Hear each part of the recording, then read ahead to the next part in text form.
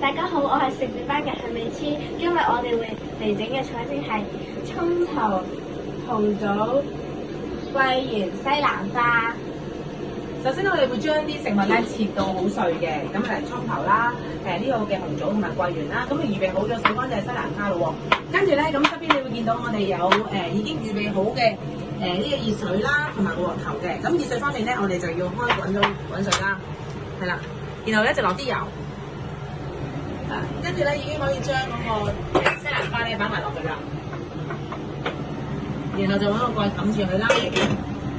跟住咧呢邊咧就要等佢切好晒之後咧，我哋就要開火啦，然後就落啲油，盡量落啲油，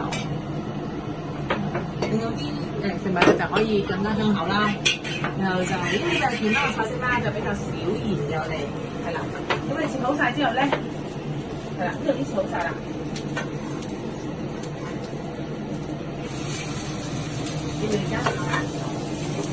咁我咧就會開始炒啦。係啦，做廣告啊！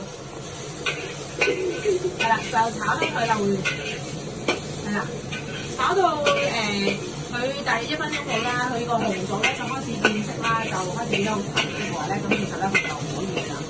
咁由於時間關係啦，我哋咧都會落少少調味料落去嘅，咁啊落幾條啦，即係需要少少就得啦。係啦，跟住咧咁樣煮好之後咧，就已經可以開埋食火啦。